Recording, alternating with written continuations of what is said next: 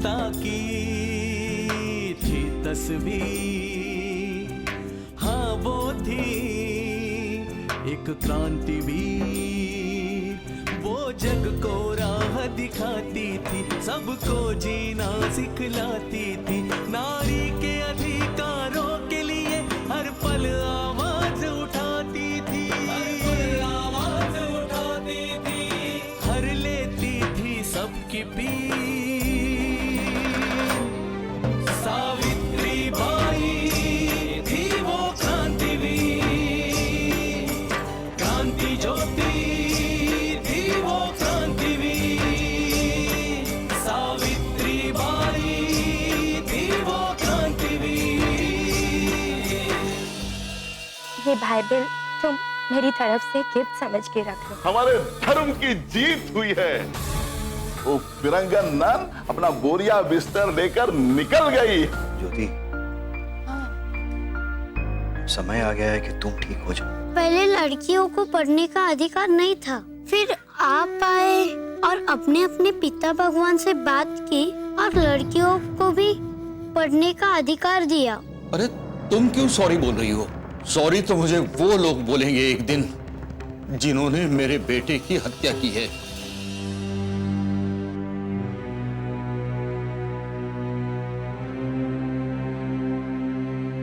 आज मैं तुझे सबक सिखा कर रहूंगा ज्योति। छोड़ माला। बाबा, छोड़ बाबा, संगीता, छोड़ बाबा, छोड़ छोड़ संगीता, छोड़। बाबा, बाबा, चुप। बाबा, बाबा, बाबा राव, छोड़ माला, संगीता छोड़, बाबा, छोड़ माला, छोड़।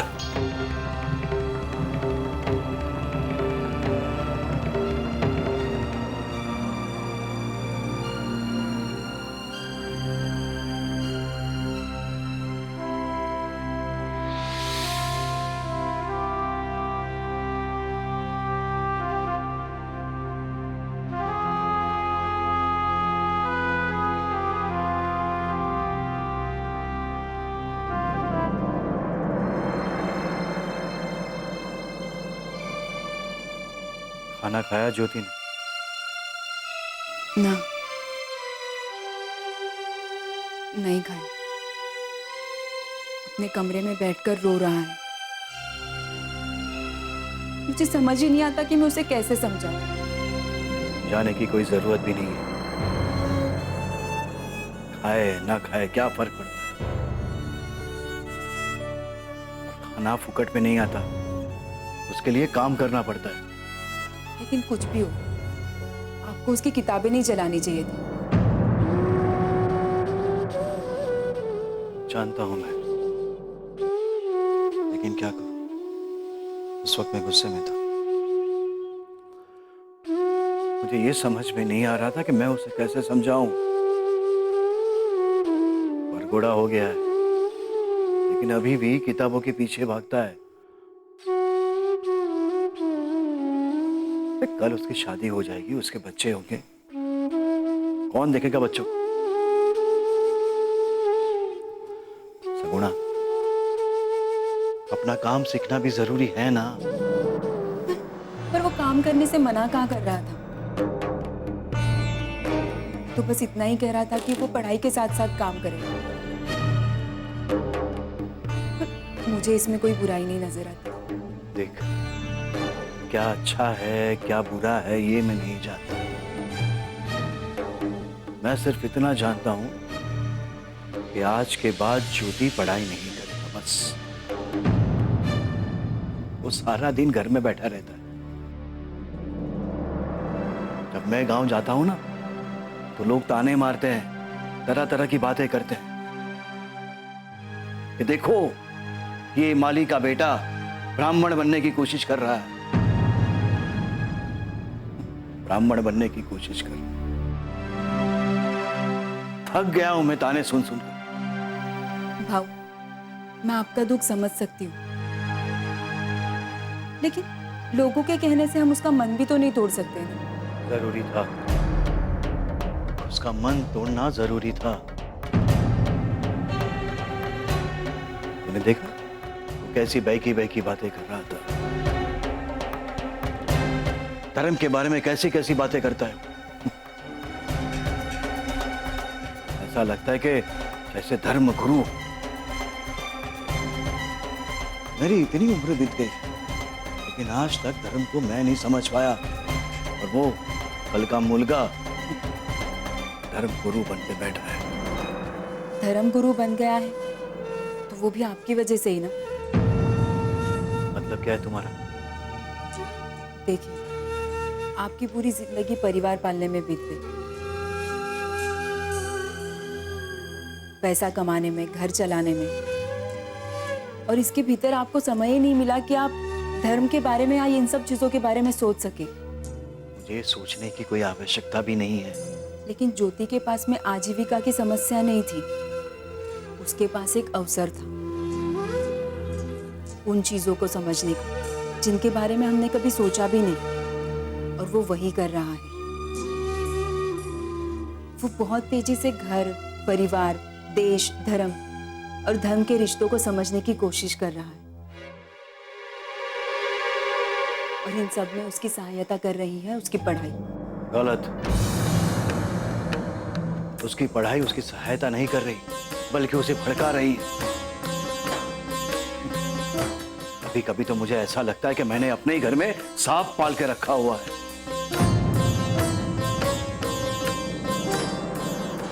क्योंकि उसके विचार बदल रहे हैं और हमारी मान्यताएं गलत सिद्ध हो रही हैं, और जो उन्हें गलत सिद्ध कर रहे हैं वो हमारे दुश्मन नहीं बल्कि हमारे सच्चे हितैषी हैं। अब राजा राम मोहन राय जी को ले लीजिए। अब ये कौन है? जिन्होंने सती प्रथा बंद करवाई। गुणा, तूने ज्योति को चलना सिखाया, अब वो तुझे पढ़ना सिखा रहा है। पर भाऊ, पढ़ना कोई बुरी बात नहीं है, उसे पढ़ने दो। हो सकता है वो पढ़कर अपने फूलों का व्यवसाय भी अच्छे से संभाले।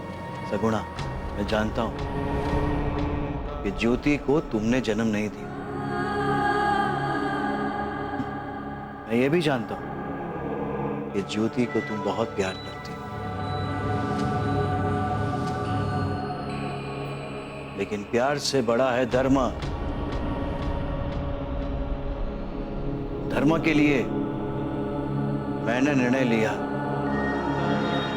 कि आज के बाद ज्योति कभी भी पढ़ाई नहीं करेगा।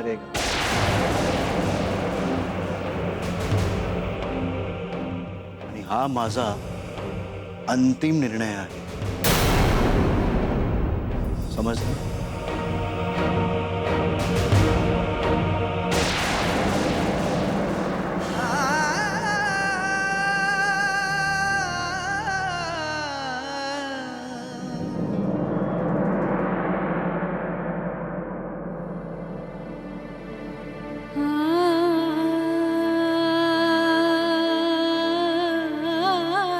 आज से ना ये तेरी सास है और मैं तेरी मजदूर हूँ।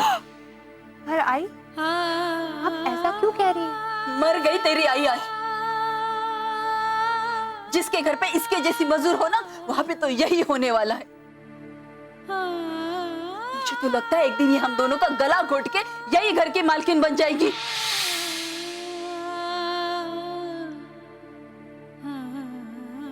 शांता, तू ठीक है ना? आई ने अच्छा नहीं किया, उन्हें तेरे साथ ऐसा नहीं करना चाहिए था। किसी को भी बुरा लग सकता है। नहीं रे, अब आई ने डांटा तो क्या हुआ, वो तो बड़ी है।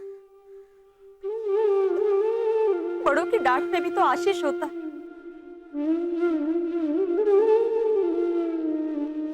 आई ने डांटा तो क्या हुआ,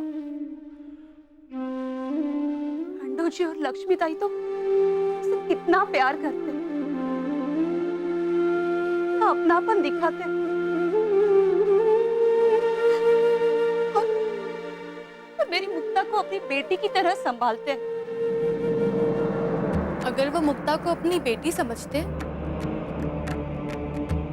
तो वो उसके विवाह के लिए चिंतित होते।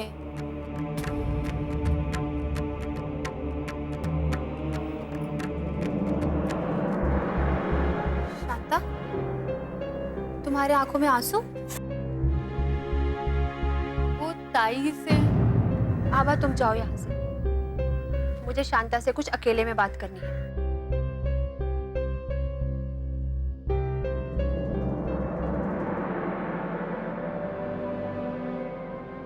शांता, मैं जानती हूँ तुम्हें आई की बात का बुरा लगा है ना?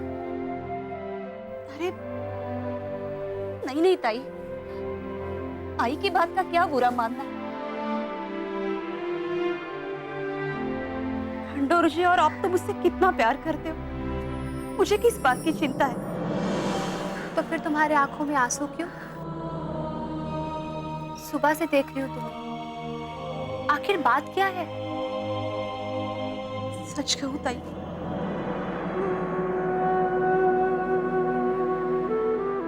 मला तर फक्त मुक्ताची चिंता आहे। 9 साल की हो गई है वो, उसके ब्याह की उम्र भी बीत रही है, अब तक उसके लिए कोई रिश्ता नहीं आया। मैं तो बस उसके ब्याह की चिंता में घुली जा रही हूँ। चिंता की तो बात है, अब तो हमारी सावित्री को देख ले, वो भी तो वरघोड़ी हो गई है, और उसके बाबा को तो जैसे कोई फर्क ही नहीं पड़ता। बुरा मत मानना ताई, सावित्री की बात और है, पर मेरी मुक्ता के सर पे तो पिता का साया भी नहीं है। कौन करेगा मेरी मुल्की से शादी?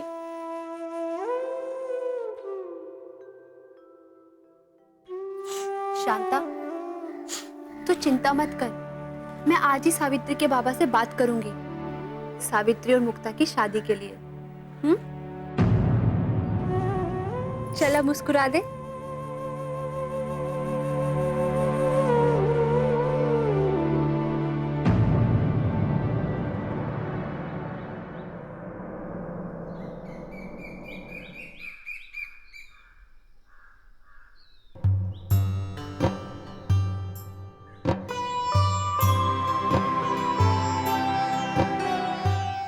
बाबा, मैं आपके पैर दबा दूं?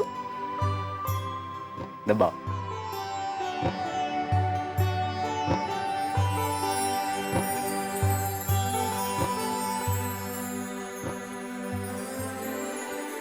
बाबा, एक बात पूछूं?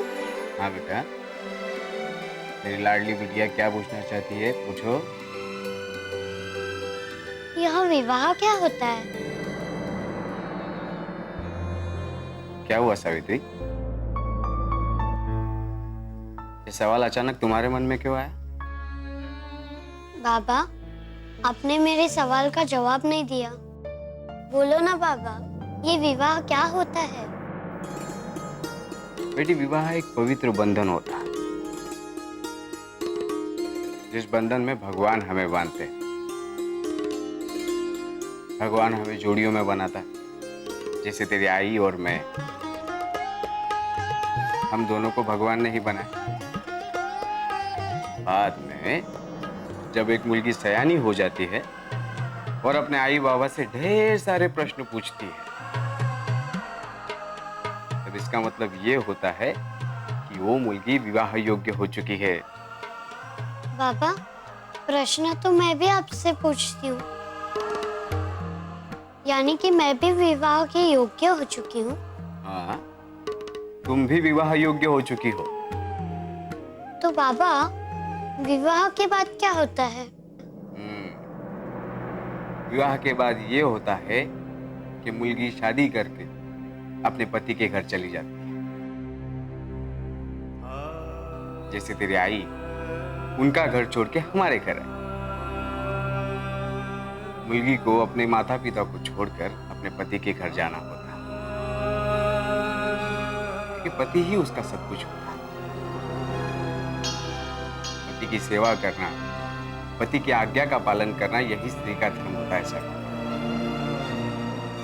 तो क्या आप भी मेरा विवाह कर दोगे?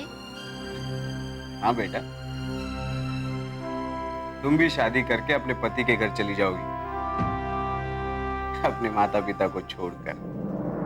नहीं, मैं नहीं जाऊंगी आपको छोड़कर।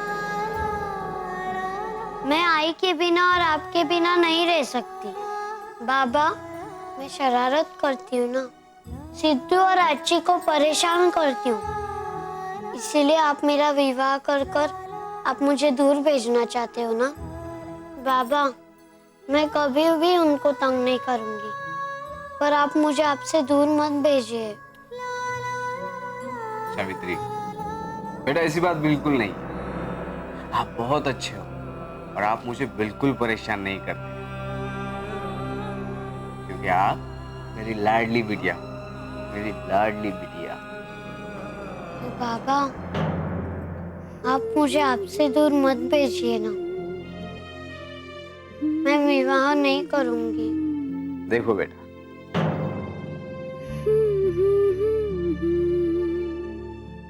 बेटियां पराया धन होती है, इसीलिए उन्हें विवाह करके अपने पति के घर जाना होता है, अपने माता पिता का घर छोड़कर। तो बाबा, बेटी आई क्यों? बेटे क्यों नहीं विवाह के बाद अपना घर छोड़कर जाते? सावित्री, शास्त्रों में लिखा है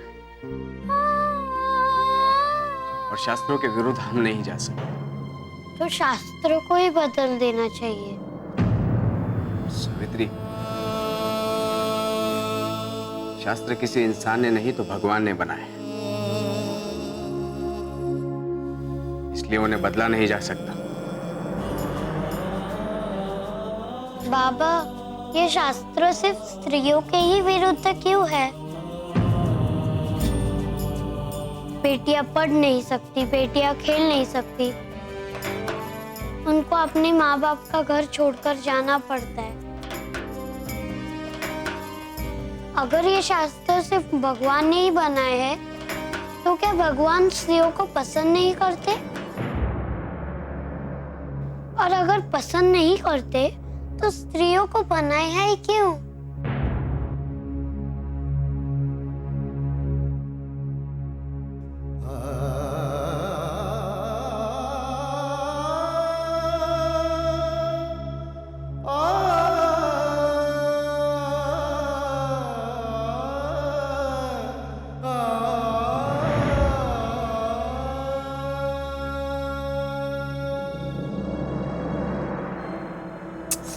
मुक्ता, ठीक से बैठ। ये ऐसे होते मुल्की के बाल? दिन भर मिट्टी में खेलती कूदती रहती है। अरे ऐसे ही करती रहेगी तो कैसी होगी तेरी शादी? आई, तू हमेशा मेरी शादी की चिंता क्यों करती रहती है? अभी तक तो सावित्री की भी शादी नहीं हुई है। फिर से सावित्री? मैंने तुझे कितनी बार समझाया है, हा? सावित्री की बात और है। उसके बाबा धनवान है, प्रधान है गांव के। वो तो जब चाहे उनकी बिरादरी में किसी अच्छे लड़के से उसकी शादी करवा सकते, पर मेरे पास तो कुछ भी नहीं है। मैं खाली हाथ किसके पास जाऊं तेरा रिश्ता लेके? आई, क्या शादी में भी पैसे लगते हैं? बिना पैसे की शादी थोड़ी ना होती है, पगली कहीं। मुक्ता, अगर अभी मेरे पास पैसे होते ना, तो मैं तेरे लिए एक अच्छा वर ढूंढती, पर अब तो जो आएगा उसी के भरोसे रहना पड़ेगा। इसीलिए मैं कहती हूँ कि मेरे घर के कामों में हाथ बटा, घर के कुछ काम का सीख ले। ऐसे दिन भर उस सावित्री के साथ खेलती कूदती रहेगी तो लोग क्या कहेंगे? कैसे आएगा रिश्ता तेरे लिए? आई, जब मेरी शादी हो जाएगी तब तेरी चिंता मिट जाएगी? नहीं रे पगली, जब तेरी शादी हो जाएगी ना, तब मेरी चिंता तो मिट जाएगी, पर तू मुझे बहुत याद आएगी। इसीलिए मैं कहती हूँ, देख अब तू बाहर खेलने कूदने मत जाया कर। घर के काम काज में मेरा हाथ बटा और घर के सारे काम सीख ले। अभी बाहर खेलना कूदना सब कुछ बंद कर। मैं कहीं भी नहीं जाऊंगी। मुझे तुम्हारी चिंता देखी नहीं जाती। अब तुम जो कहोगी वही मैं करूंगी। प्यारी बच्ची, मेरी मुलगी मुक्ता।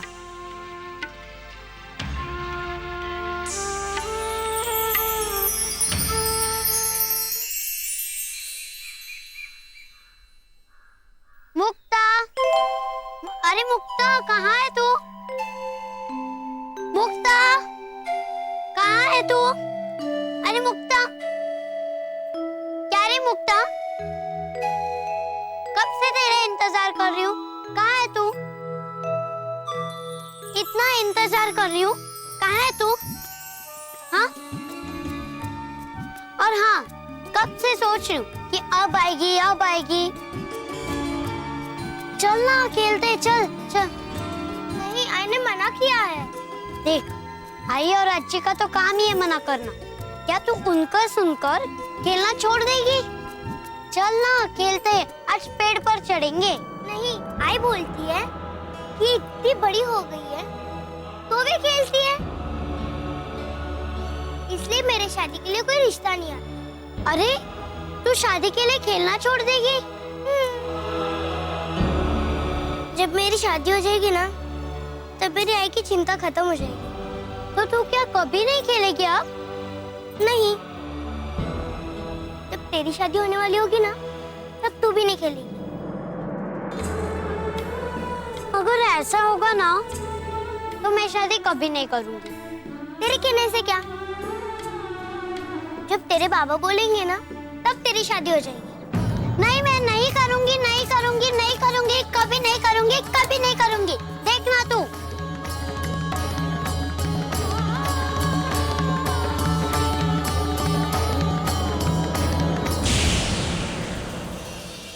जाने दो इसे शिवानी, जा, चली जाओ। अच्छा हुआ, जल्द ही तूने हमारा विश्वास तोड़ दिया। बाबा बाबा बाबा, हर वक्त बाबा। तुम्हारे लिए तो मेरे पास खेलने का समय ही नहीं है। हम इस भय में थे कि कहीं आप परेशान ना हो जाओ कि सावित्री के रिश्ते नहीं आ रहे हैं। अब तो तुमने हद कर दी लक्ष्मी। अरे तुम ऐसा सोच भी कैसे सकती हो कि सावित्री के लिए कोई रिश्ता नहीं आता होगा?